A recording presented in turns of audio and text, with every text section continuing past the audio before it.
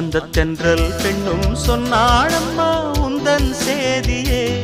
அவள் சொன்ன பின்பு மின்னல் போல வந்தேன் தேடியே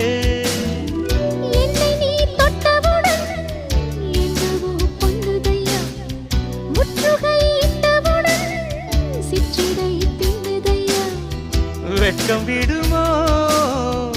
அச்சம் விடுமோ தக்க துணைதான்